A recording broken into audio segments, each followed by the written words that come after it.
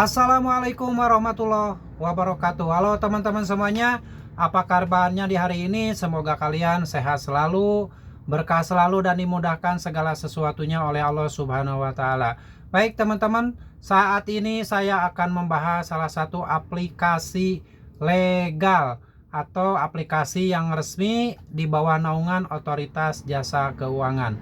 Aplikasi itu adalah aplikasi Uangmi. Tapi sebelum saya bahas lebih lanjut, saya ucapkan terima kasih buat teman-teman yang sudah support channel ini, sudah mendukung channel ini, dan selalu menantikan video-video yang saya upload berikutnya. Saya doakan kalian sehat selalu, berkah selalu, dan dimudahkan segala rezekinya oleh Allah Subhanahu wa Ta'ala. Amin ya Allah ya Robbal Alamin. Baik teman-teman, kali ini saya akan membahas aplikasi Uangmi. Aplikasi pinjaman online yang namanya Uangmi ini merupakan salah satu aplikasi pinjaman online milik PT Uangmi Fintech Indonesia.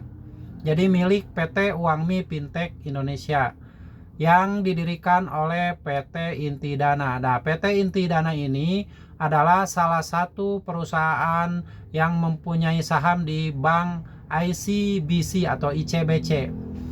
Nah, PT Intidana ini bekerja sama dengan dengan perusahaan yang salah satunya adalah perusahaan yang membiayai yang berada di Tiongkok. Jadi semua pendanaan itu mayoritas dari perusahaan yang berada di Tiongkok. Dan buat kalian yang saat ini pernah menjadi nasabah Uangmi atau sudah sedang menjadi nasabah Uangmi, pengalaman kalian boleh nanti ketikkan di kolom komentar agar bisa berbagi pengalaman dengan teman-teman yang lain yang saat ini mungkin ada yang terjerat pinjaman online Uangmi.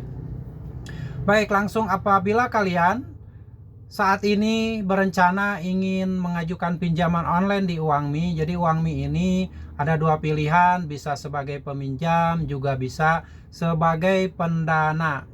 Jadi di situ silakan kalau misalkan kalian ingin menjadi pendana, memberikan dana pinjaman silakan, tapi tetap berhati-hati dengan aturan-aturan yang ditetapkan di perusahaan ini. Lalu kalau kalian misalkan sebagai peminjam di aplikasi Uangmi ini, saat pertama kali mengajukan pinjaman setelah selesai registrasi dengan KTP, nomor handphone, melampirkan nama perusahaan tempat kerja kita, jumlah penghasilan kita, dan lain-lain. Nah, apabila kalian misalkan sebagai peminjam, di situ ada pilihan kalian bisa pinjaman tunai, bisa pay later, juga bisa melakukan pembayaran seperti pembayaran listrik, telepon, internet, dan sebagainya. Seperti itu ya. Nah, apabila kalian sebagai peminjam, misalkan sebagai yang pertama kali nasabah Uangmi itu biasanya dikasih limit sekitar 800.000 sebagai yang pertama kali menjadi nasabah Uangmi. Tenornya itu ada yang 21 hari, ada yang 30 hari, ada yang bisa dicicil sampai 3 atau 6 bulan. Seperti itu ya. Jadi buat kalian yang pertama kali meminjam, misalkan mengajukan pinjaman uang di Uangmi 800.000, nanti cairnya itu 800.000, tidak ada potongan. Nah, kalau misalkan mengembalikan dalam waktu 30 hari itu bunganya 0,4% per hari. Jadi kalau misalkan pinjam 800.000 itu nanti bisa dikembalikan sekitar 900 ribuan ya. Jadi 800.000 kali 12%, karena perharinya 0,4% bunganya. Seperti itu ya, jelas kan? Nah, lalu kemungkinan kalau misalkan ternyata saat jatuh tempo kalian tidak bisa membayar karena tidak punya uang, lalu kalian itu istilahnya tidak mampu lagi untuk bayar dan telat bayar sehingga gagal bayar.